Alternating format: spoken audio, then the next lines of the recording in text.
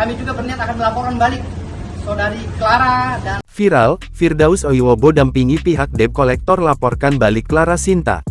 Selebgram Clara Sinta tengah menjadi sorotan usai beradu argumen dengan penagih utang atau debt collector yang mencoba merampas paksa mobilnya.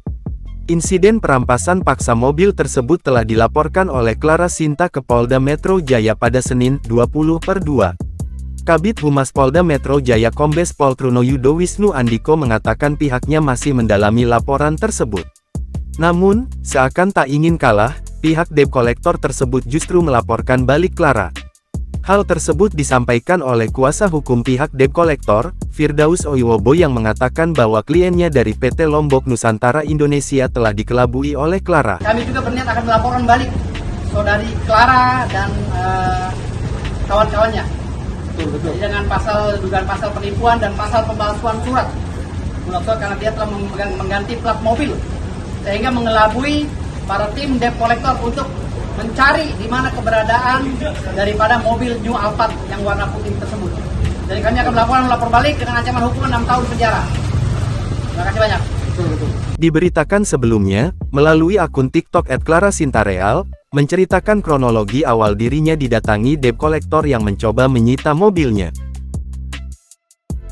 Clara lantas mengetahui bahwa nama pemohon merupakan pihak yang masih berhubungan dengan mantan suaminya. Tak ingin banyak keriburan, Clara sempat bersedia melunasi utang mantan suaminya dan bahkan mengizinkan mobilnya disita, tetapi prosesnya harus dilakukan di depan keluarganya. Namun, permintaan Clara itu ditolak oleh para debt collector, bahkan mereka semakin naik darah dan mencoba merampas kunci mobil Clara. Seorang anggota polisi tampak berusaha menengahi Clara dengan debt collector dan meminta agar permasalahan dibahas di polsek terdekat. Tetapi, terlihat polisi tersebut justru dibentak oleh debt collector yang menolak diajak ke polsek. Merespon hal tersebut, Kapolda Metro Jaya Irjen Fadil Imran Mendidi usai mengetahui insiden salah satu anggota polisi dibentak oleh debt collector dalam kasus Clara Sinta.